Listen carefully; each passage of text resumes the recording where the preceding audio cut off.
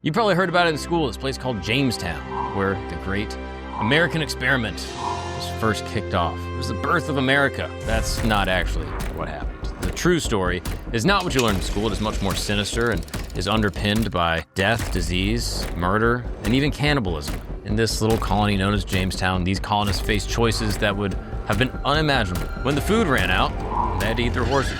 When the horses ran out, they ate their dogs. And when all else failed, the colony's death record took on a different meaning, with evidence of cannibalism found in the cut marks on human bones. So, what we're about to talk about today isn't your grandmother's little colonial history lesson. It is a story where proper English gentlemen went from talking about table manners and drinking tea with their pinkies up to debating who to eat first. What happens to these original settlers? Let's jump in.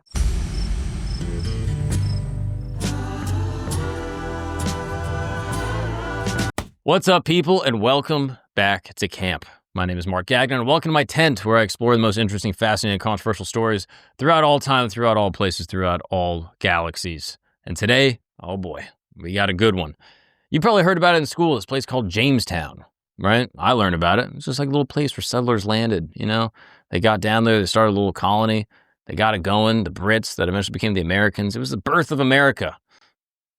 That's not actually what happened. The true story is not what you learn in school. It is much more sinister and is underpinned by death, disease, murder, and even cannibalism. Yeah, all the stuff that didn't break down in third grade history. Miss Wilgus never explained this to me. What about you, Christos? What did you hear about Jamestown? It's the birthplace of what we know as America. Right? And there's a bunch of good guys down there not doing anything crazy. No, not at all. Never. Just trying to look for a new life. Trying to start a whole new country. A couple migrants. Yeah. Refugees, Innocent. if you will. Getting here and just trying to start a country. Well, unfortunately, it's not, the story of promises and Pocahontas that we've been told. In fact, the truth is much more complex and, in my opinion, much more fascinating. Jamestown is where the great American experiment was first kicked off. In 1607, 104 English settlers popped into this little Virginia peninsula, and within 12 years, they would establish the foundations of American democracy with, the House of Burgesses, and also begin the American tragedy of slavery by accepting the first enslaved Africans. So, I guess that's kind of the story of America, right? Two moments separated by just a few months in 1916 that basically, show the duality of what America is. This place of beautiful ideals, uplifting the common man, where all people are equal. And then also, the greatest atrocity that human beings can do to each other, which is enslave our fellow kind. And it's also just the story of the duality of humans. And Jamestown is the birthplace in America for where that happened. The settlement's true story is fascinating, and recent archaeological discoveries, which is weird to think about archaeology in America. You think about archaeology, you're like, oh, that's Egyptian stuff. That's an old bone you find. Not the case. Archaeology was done in the area and confirmed what historical accounts have long hinted at, is that in this little colony known as Jamestown, these colonists faced choices that would have been unimaginable back in, the civilized streets of London and the West End.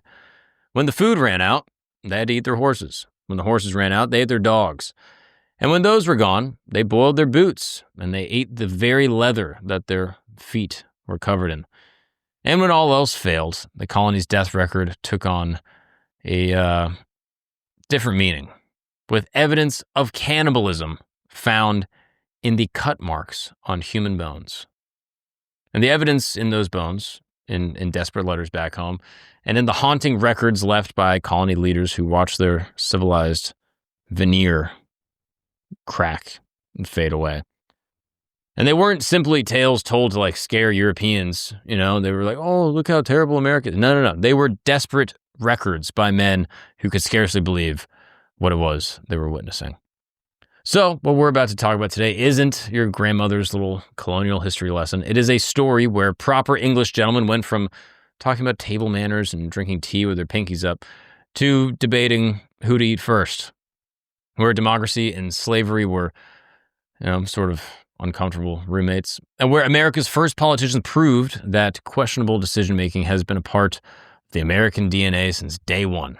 So let's jump in. Picture this, May 14, 1607. The Virginia Company, they're standing right on the shores of their new home.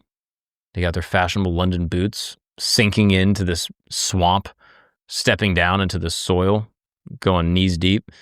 And these weren't necessarily the hardened pioneers or the seasoned farmers that we may have been told.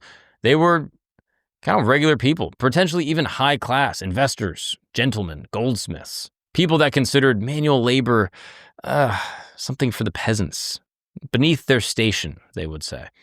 And they were now tasked with building a colony from scratch in a foreign land with no access to really anything. And the Virginia Company had effectively sent a group of aristocratic influencers to create this civilization in the wilderness. Because who better to create civilization than civilized men, right? Wrong. So we got this guy, Captain John Smith. He starts surveying Jamestown, and he wrote with optimism about the potential of the land. But the site that the colonists chose would prove to be a masterclass, you could say, in poor real estate decisions. I mean, this is basically buying a house in 2007, you know? Like, it is a tough look. If the 3 rules of real estate are, Christos? Location, location, location. These guys fucked up. Right? Like, they needed to talk to a savvy real estate person. You know what I mean? Like a Persian Jew or something. They should have gone over they must have a Jewish neighborhood in London, popped over there and been like, we're looking at this plot of land. Do you think this is good? And they would have been like, there's too many swamps, too many mosquitoes. I would advise someplace, maybe Florida. Maybe go to Val Harbor in Florida. I've heard Fort Lauderdale's amazing. I'm disappointed in the English accent. That's my Jewish accent. Ah. So, what do these guys do? They land in a swamp, and that's where they decide to build their civilization, surrounded by, kind neighbors that might be a little bit pissed off. The natives, you could say. And the water was often undrinkable and deadly. And the location that they picked was mainly for its defensibility against Spanish attacks, which ironically never came. Maybe because it was such a good position, but also covered with disease and swamp and potentially unfriendly neighbors. So the first priority of this society, of this little settlement, should have been farming, right? That's what you would think. You've seen The Martian. You landed someplace that you're not supposed to be. You're like, all right, how do we eat? Should have been farming. It's not what they did. Instead, these gentlemen spent their early years searching for gold. These greedy sons of bitches. I mean, how funny is that? That's a good lesson, right? You go to some place and you're like, all right, we're here to start a civilization. Then immediately they're like, oh, but the fucking gold. And what do they get? Famine. Yeah. They often refused to farm because they considered it beneath their status. We're gold people. We go and find money. We're not going to farm. And this contributed severely to the colony's devastating early mortality. But despite these challenges, these old folks in Jamestown, they survived. Not without, obviously, almost everybody dying, including the starving time, is what they called it. 1609 to 1610. This is a time that they called starving time. And this is when the colonists reported, reportedly 8 horses, dogs, and even, we have the evidence, that cannibalism has been found. So in 1619, 2 ships arrived that would shape American history profoundly in different ways. The first one brought the first elected representatives for the House of Burgesses and the first legislative assembly in English America. The other brought the first recorded enslaved Africans, marking the beginning of a system that, perhaps America's original sin, one of the worst atrocities that has occurred in our great land. And this system of enslavement went on for centuries in the Americas at this point. And the House of Burgesses, this was a step towards democracy, a voting office that would, put in people to, uphold the values of the land. I mean, obviously, property owning, whites. But it was democratic nonetheless. And the cruel irony of all in 1916 is that the democracy and slavery, the fact that these two things arrive in the same year, just a few months apart from each other, again, it just captures the contradiction at the very heart, the very beginning of what America is. And just kind of human beings in general. This is not like necessarily an American problem. Of course, it occurred in America, but it's a problem of humans. That on the one hand, we're deeply compassionate and thoughtful and trying to raise up all humankind. And on the other hand, there is the shadow self, as Jung would call it, that is evil and dark and destructive and just wants to, get every last penny out of every last person, even if that means enslaving entire generations of people and separating them from their families. Yeah, it sucks, but it is, unfortunately, the human condition. And like I said, Jamestown is the heart of it. And it's like, it's sort of morbidly poetic in a way. These two events occur within months of each other. So, what happens to these original settlers? Of the original 104 who arrived in Jamestown, 36 were listed as gentlemen, and by winter's end, these gentlemen had the highest mortality rate of any social class in the colony when compared to the laborers and the craftsmen. I mean, that's awesome. It's nice to see the rich guys dying immediately, right? Kind of warms your heart a little bit. It's also a survival of the fittest. Yeah, it is. I mean, absolutely. The idea that like these guys came out with their high heels thinking like, oh yeah, we'll be fine. Nope.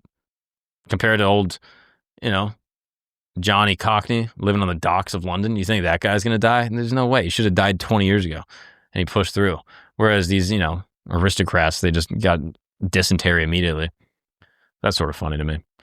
So this guy, John Smith, he observed with bitter irony, he said, quote, "He that will not work shall not eat, except, of course, by sickness he be disabled."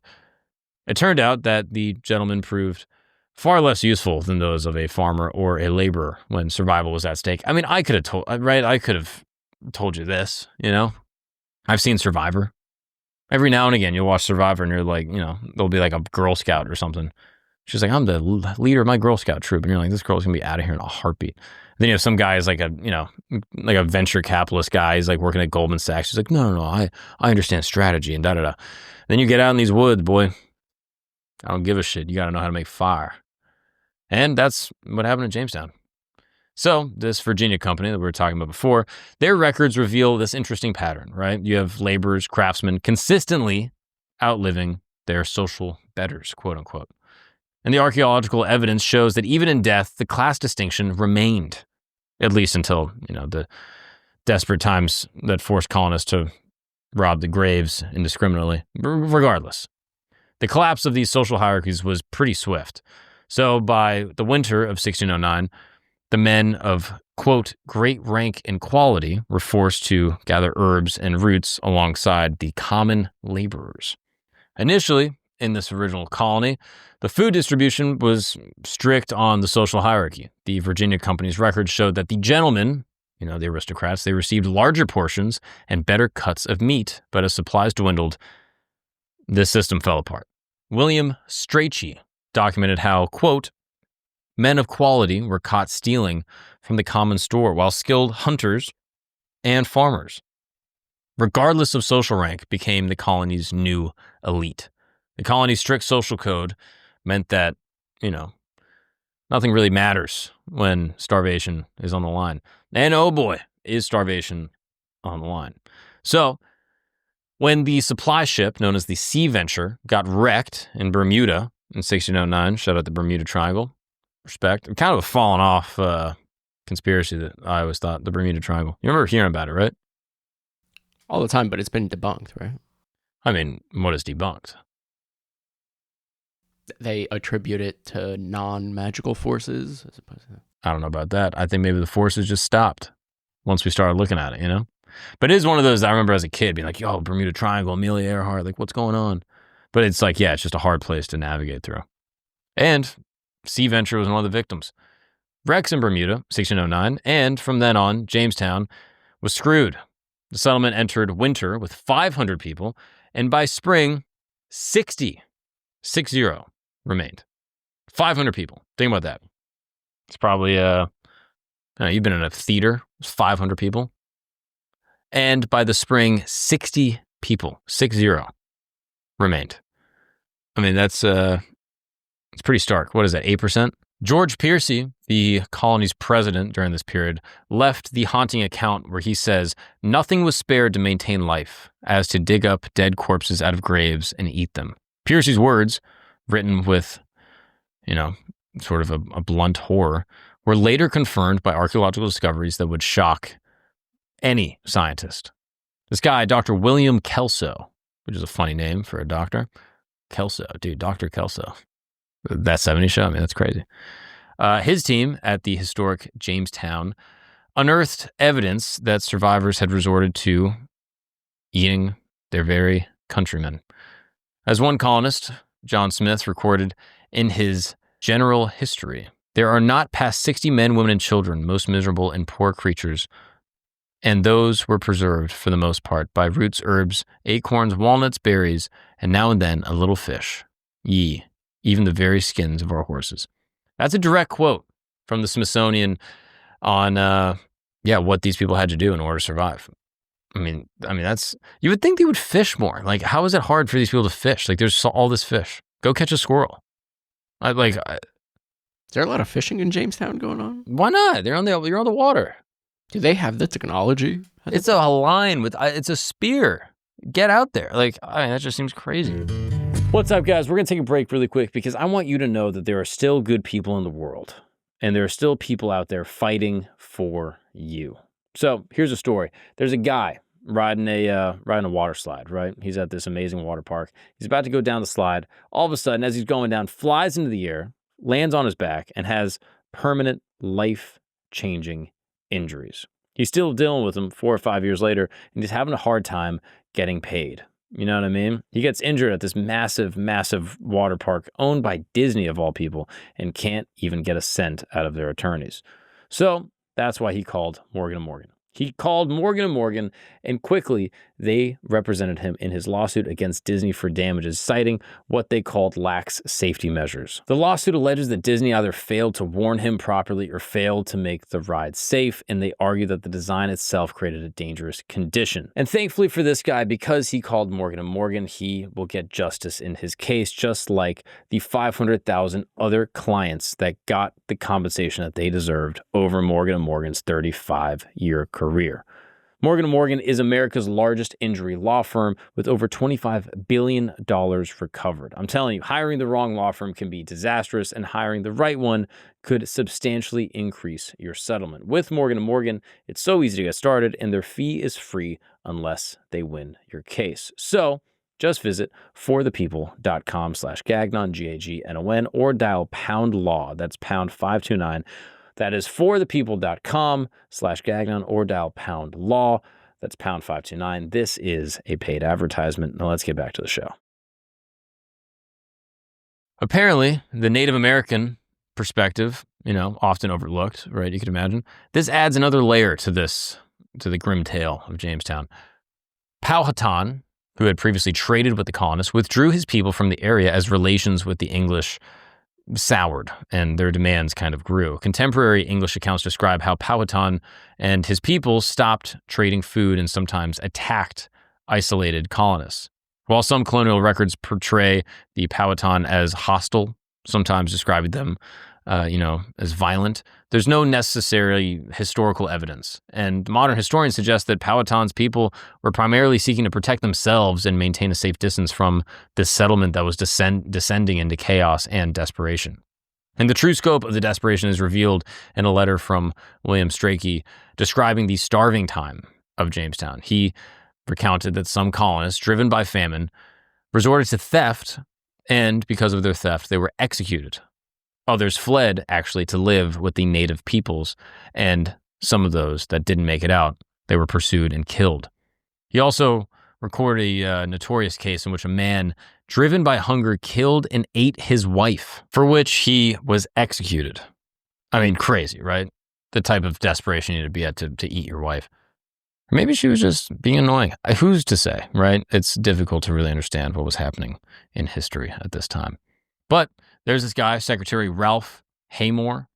He later referred to the winter of 1609 to 1610 as the starving time. This was a phrase that, captured the desperation of the colonists, and contemporary accounts, including those by a gentleman named George Piercy and William Strachey that we mentioned before, they described the horrors as too vile to say and scarce to believe.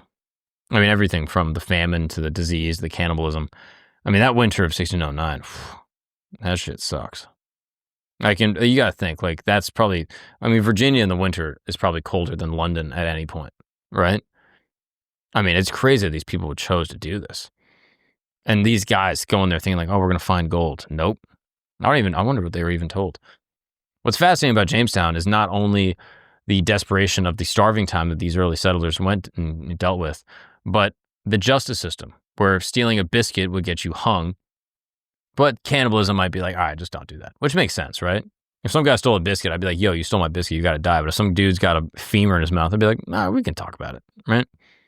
So the Virginia Company had this laws divine, moral, and martial, basically spelling out the punishments in detail. Theft of food is punishable by death, while saying mean things about the colony's management would get your tongue pierced with a rod. Obviously, the real crime here was, complaining about people who brought up these punishments, I mean, that's crazy that you can't even complain. I mean, at the very least, you should be able to talk shit a little bit, At the very, like, if you're going to bring me to some colony and I got to eat acorns all day, you should let me be like, yo, fuck these acorns. But not the case. These people got their tongues basically cut out if they would say anything bad. Colonists would even apparently dig up graves for food, but did not mention any punishment for these acts. When Sir Thomas Gates arrived as governor, he found that the colony was in chaos and enforced this new code of strict discipline, executing some of the colonists that were stealing food, and again, kind of looking the other eye for some of the other acts that they didn't necessarily deem as, punishable, cannibalism, etc. Maybe the saddest part is this ship I told you about, the Sea Venture, that crashed in Bermuda. Basically, there was a hurricane that came through in 1609 and shipwrecked this boat in Bermuda, leaving its passengers stranded for months on an island with abundant resources, while the castaways, including William Strachey himself, survived on wild hog, not fist. He didn't eat any fish. He was not getting fisted at any point. He was eating fish, and he built new ships to try to continue their journey. The colonists in Jamestown endured a brutal winter, those that survived at least, resorting to, these desperate measures of having to eat their own shoes. The vivid account of the storm and the sort of Bermuda shipwreck would later inspire Shakespeare's The Tempest, although the play kind of omits the grim reality faced by those left in Virginia. That is wild to think. Like, Shakespeare was like cooking up stories and plays around the time that this was all happening. When was The Tempest written? If you can look that up. That's fascinating to think that he was reading these letters being like, yo, this is fire. This right here. I mean, that really is all art, right? Art is inspired by reality, and then art inspires reality. 1611. Wow. Yeah, there you go. And the Sea Venture, this great ship that, wasn't so great, it wasn't alone in its failure to reach Jamestown. Records from the Virginia Company show that they sent a fleet of 9 vessels, many of them, Sea Venture, Blessing, Diamond. No, these are not strippers. These are actual ships they got sent, carrying hundreds of colonists and the needed supplies. But during this Atlantic crossing, the fleet was scattered by powerful hurricanes, and the Sea Venture wrecked in Bermuda, while the other ships, had their own hardships. 7 ships eventually made it to Jamestown, but they arrived with most of their supplies ruined by seawater. Also, these ships are so small.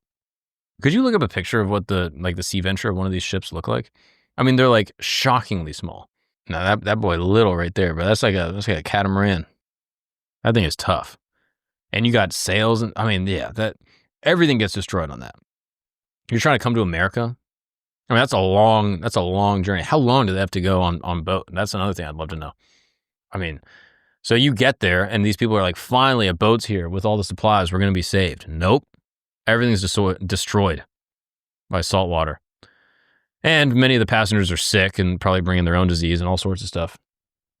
13 days, 2 weeks at sea in a tiny little boat floating through the vastness of the Atlantic Ocean.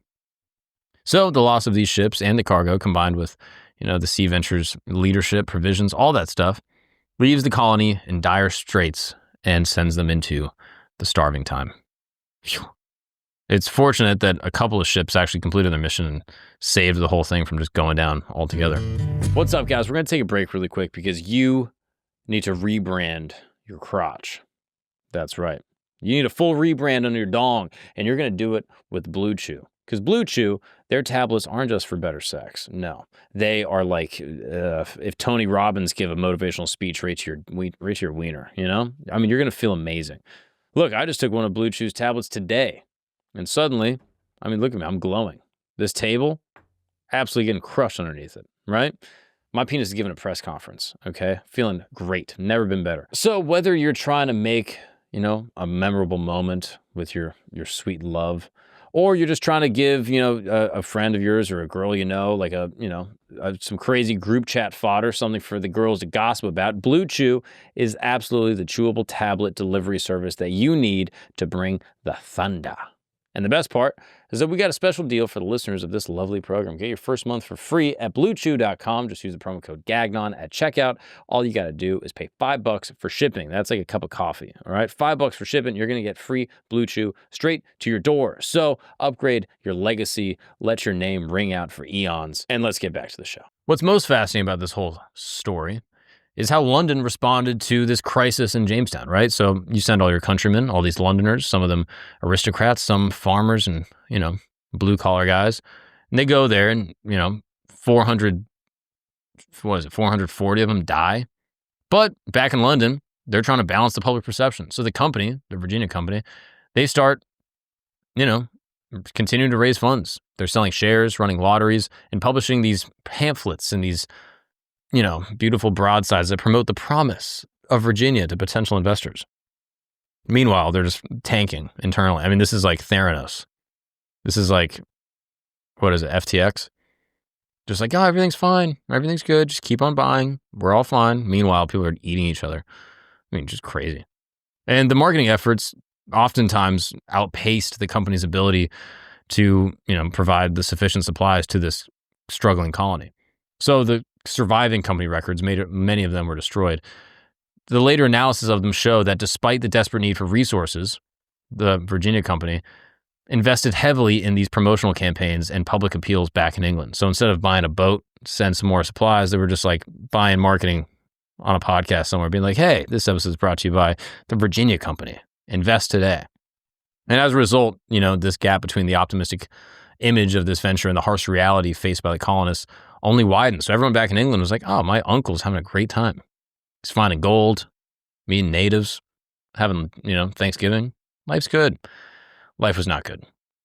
The final irony was when the survivors of the sea venture finally reached Jamestown in May 1610, and they found the colony in such a desperate state that their initial impulse was to abandon the settlement altogether. Historical records show that Thomas Gates and other Bermuda castaways arrived expecting to bring relief, but instead only discovered 60 emaciated survivors clinging to life amid this tiny little fort. The supplies and the fresh provisions of the Sea Venture group had carefully preserved, that were preserved during their months in Bermuda, were exhausted almost immediately, lasting less than 2 weeks. Facing starvation themselves, these new, Bermuda castaways that showed up in Jamestown, they decided to evacuate. They left Jamestown and headed downriver, only to be met by the timely arrival of a gentleman named Lord de la Ward and his fleet, which forced the colonists to return and attempted yet another new beginning. In the end, the long-awaited rescuers found themselves now in need of rescue. So, the first year is met by famine and death, and there's more death to come. The English settlers who make it to Virginia bring with them, all sorts of different microscopic pathogens and, stowaways such as, bacteria, viruses, all sorts of stuff that have a profound impact on the native population and the settlers themselves. So in the early year of Jamestown, the colonists suffered all sorts of losses: dysentery, typhoid, fevers, malnutrition, all that stuff. Contemporary accounts, including those from William Strachey, like I mentioned before, described how men, women, and children died in large numbers, often succumbing to these, plague, starvation, violence. And oftentimes, the agents of these diseases were just found in, the various supplies that they were bringing. And as a result, they were more dramatically impactful to the colonists than any type of conflict or any weapon that they would find in Jamestown. Now, of course, the impact of these diseases was impactful on the colonists, but more so on the native population. So some of the colonists had inherited immunity from these illnesses like smallpox, measles, typhus, etc. The indigenous people of the Americas had no exposure. So as a result, when epidemics spread through the native communities, the mortality rates were even higher than they were for the colonists. Observers in the 17th century described entire villages decimated, with so many deaths that survivors were often unable to even do anything for their dead. I mean, it's like just truly so morbid. Like, historians estimate that 90% of the native population along the eastern seaboard died within a century of the first sustained contact with the Europeans, fundamentally just shaping the demographics of North America forever. It's interesting that, this is one of those things that I looked at. I remember back in the day, like basically the Europeans, due to the amount of domesticatable animals, pigs, things like that, just kind of naturally occurring in the region, they were able to domesticate all this livestock. And as a result of living with livestock, they, get a lot of diseases, cholera, things like that. And many of them die, but many of them get immunity. So when they come to America, where there's less domesticatable animals, and many of these people lived in tribal bands and would hunt and gather, they had no protection at all.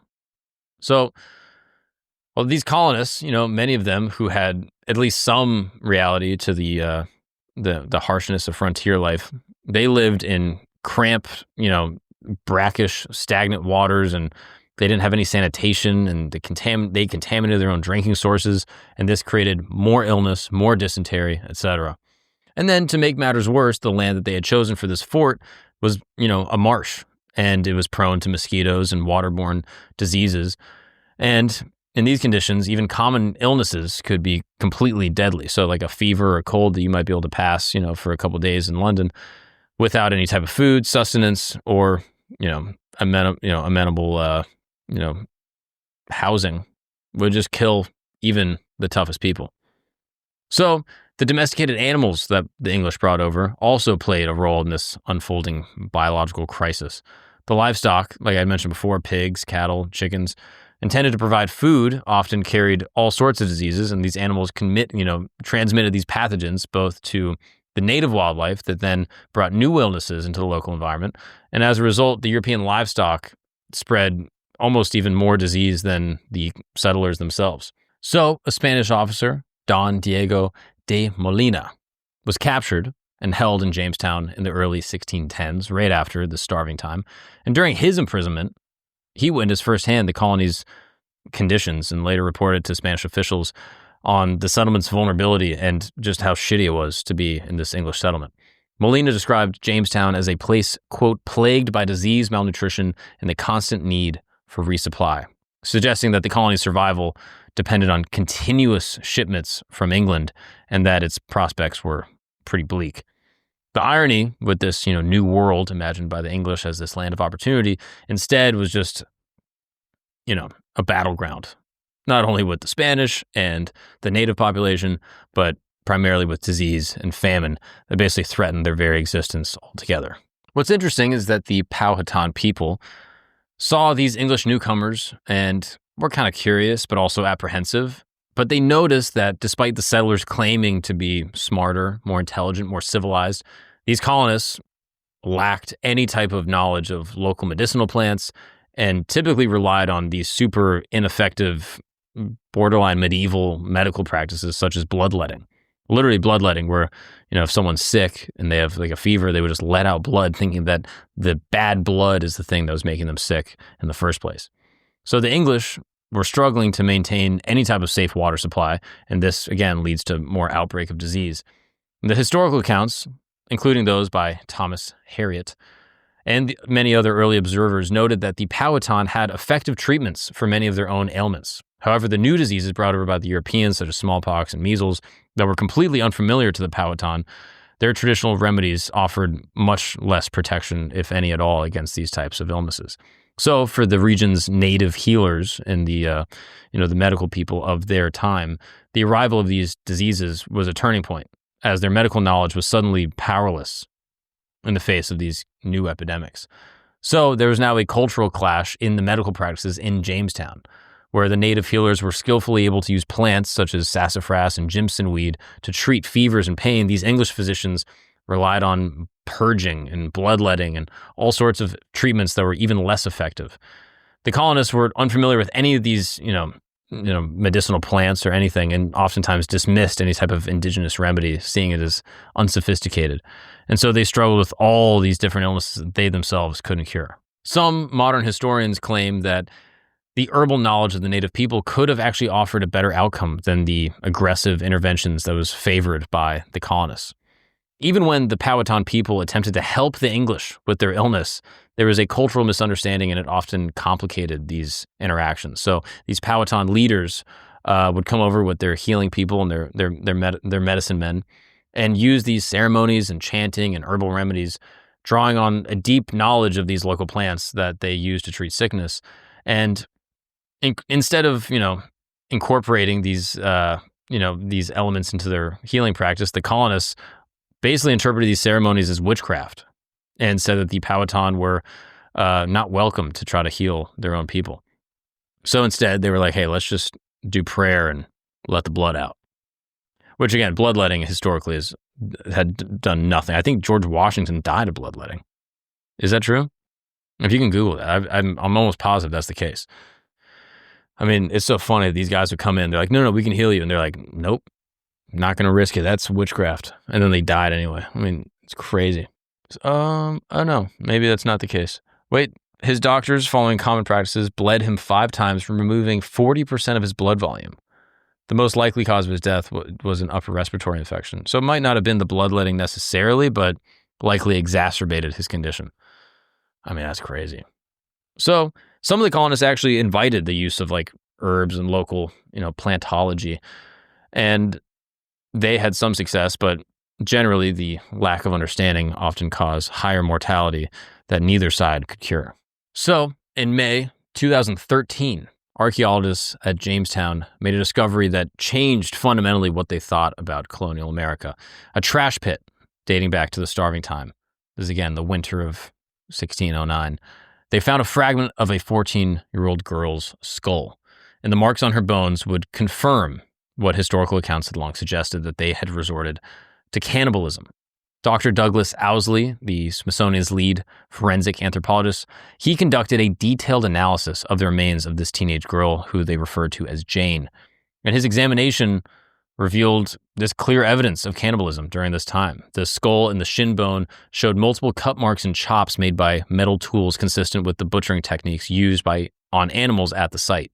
And the pattern of tentative cuts followed by more forceful blows suggested a progression from hesitation to a more methodical effort, you could say, reflecting the desperation that the colonists had in this time. Here's an image of the fragment of her skull. I mean, just crazy. She's 14. Like, what the hell? So this forensic evidence, again, proved for the first time this confirmation that many people had suggested, and many contemporary accounts at the time had suggested that there was cannibalism that occurred in Jamestown. So Jane's remains tell us more than just how she died. Isotope analysis of her bones revealed that she was from southern England, likely from a wealthy family given her diet, and that she had survived this Atlantic crossing and nearly 3 months in Virginia before the winter of 1609 eventually claimed her life. Dr. William Kelso, the Jamestown's chief archaeologist, says again that the cuts on her bones suggested that it was someone who had experienced butchering animals. It wasn't some type of frenzied act. It wasn't just murder. It was survival. And Jamestown was not the only European colony to experience such extreme desperation. The French expedition to Florida in 1562, led by Jean Ribault and René Ledonnier, faced severe shortages at Charlesfort. When supplies ran out and the settlers attempted to return to Europe in an open boat, they were eventually forced to resort to cannibalism in order to survive the Atlantic crossing. Some survivors were later rescued in English waters and, again, recounted the horrors that they had faced. Similar accounts of starvation and cannibalism appear in the records of other early colonial efforts, such as the French Huguenots at Fort Caroline and various Spanish expeditions, though direct physical evidence outside Jamestown is difficult and rare to really conclusively draw any type of cannibalistic claim. These incidents, again, just underscore that the struggle for survival in the New World was not at all what we were taught in school. This is not some type of, walk in the park where people just landed and set up a fort. It was brutal death, famine, disease, and destruction for everybody. Perhaps the most strange or morbid detail about the finding of Jane's remains, this young girl that had ostensibly been eaten, is in the trash pit where they found her remains were animal bones, pottery shards, and other elements of kitchen waste that had kind of just been tossed away. And this detail is kind of easy to overlook, but more than any other, it speaks to how completely the structures of civilization that they had clung to back in England were completely thrown out the window, and that human remains were just tossed away in the garbage, not given a proper burial, no type of signing off, just destruction and death. So, it seems like Jamestown has been framed in the the classroom setting as some type of tale of heroic beginnings, but the reality, in my opinion, is much more much more morbid, and kind of illustrates how ill-prepared these settlers, many of whom were these, gentlemen, were when they were thrust into the wilderness. I mean, yeah, this is not the story of Jamestown that I was taught at all growing up. Christos, did you hear about Jamestown when you were a kid? I actually only completely heard about Plymouth Rock. Never even heard Jamestown. Yeah, Plymouth Rock was a little later, right? That was, what does it say, 1620? Yep. Yeah, and Plymouth Rock is always the one that people kind of point to. They're like, no, that's when we really got here, right? And Jamestown, you're like, we don't need to even look into that. And then what was the other one? Roanoke. You remember Roanoke? Mm-hmm. And that one completely disappeared. There's a sign that was left in Roanoke. Can you look up what the sign was? Yeah, Roanoke disappearance. And so there was basically this, that was one of the other settlements that I think just basically vanished. Everyone that was in there just died off from disease or war. People try to be like, oh, they disappeared, something happened to them. I don't think so. I think they're known as the Lost Colony. So yeah, they had left the sign Croatoan, or crow, on a nearby tree, basically indicating that they'd gone to a different place. They were like, fuck it, we're out. We're not doing this. But yeah, that's the story of the early the colonists that landed in America. Not a walk in the park. I mean, if you think it was bad for them, I mean, the slaves they brought over probably had a much worse time, right? It's shocking that anyone survived at all. But it is kind of interesting that that's not at all what was taught. And even more so that the fact that these people back in London were like, no, everything's great, everything's fine. No, it's fine, just keep on investing. Don't look at it. Which is such a typical human response. You try to cover up all the terrible shit that's going on the outside or on the inside, and put on these good appearances on the outside. Like, no, we're fine. The money's good. Keep it flowing in. And they didn't even try to help the people. And they were spending more money on marketing than they were on trying to actually send supply ships. The British. I don't even identify with these people. We're Americans, all right? And that is the morbid and unfortunate story of Jamestown. In a way, you kind of got to be like, oh, I'm grateful. This is America, right? These people had to die so that Plymouth Rock could happen, so that we could have this, great country. But then also the terrible stuff with the natives and the slaves. Yeah. Sometimes you don't want to know the truth. No one gets it right on the first try, though. Yeah, that's a good point. Got to crack a few eggs. Whoops. Yeah. So, if this is the Jamestown that you were taught in school, I'm sorry. I see why they don't tell us to children. I like that they just tell us oh no, it's Thanksgiving. They had a dinner with some natives. Everything's fine. Because the reality of any type of colonial conquest is that it's probably brutal and disgusting, and shows the atrocities of, humankind, that they would even resort to eating a 14-year-old girl. I mean, ugh, what is going on? Right? Freaking Diddy's dream. Allegedly. I don't even know if I'm allowed to say that. Anyway, this has been another episode of Camp. Thank you all so much for joining us here in my tent to explore the dark, morbid world that surrounds us. We'll be doing many more episodes. Please subscribe. We are dropping these twice a week, diving deep into the strange corners of the world. I got merch up on the website. You can check out Camp Goods, also Religion Camp. Check out that channel. We have many more camps on the way. And I'm also on the road, Mark Agnon Live. Come see me. I'll be doing 1 hour of stand-up comedy. I would love to see you guys. Come hang out, talk to me after the show, and I'll see you guys there. What's up, people? Quick announcement. If you are a fan of Camp Gagnon or Religion Camp, I have great news, because we are dropping History Camp. That's right. This is the channel where we're going to be exploring the most interesting, fascinating, controversial topics from all time throughout all history. Right? You probably know about Benjamin Franklin, Thomas Jefferson, Nikola Tesla. Interesting figures from history, and you probably learned about them in school, and they were pretty boring, but not here. No. As you know, I was raised by a conspiracy theorist, so I'm going to be diving deep into all of the interesting, strange, occult, and secretive societal relationships that all of these famous, influential men from our shared past have. So if you're interested, please go ahead and subscribe to the YouTube channel. It will be pinned in the description as well as the comments. And if you're on Spotify, this doesn't really apply to you, but these episodes will be dropping as well. Just go ahead and give us a high rating because it really helps the show. Now let's get back to it.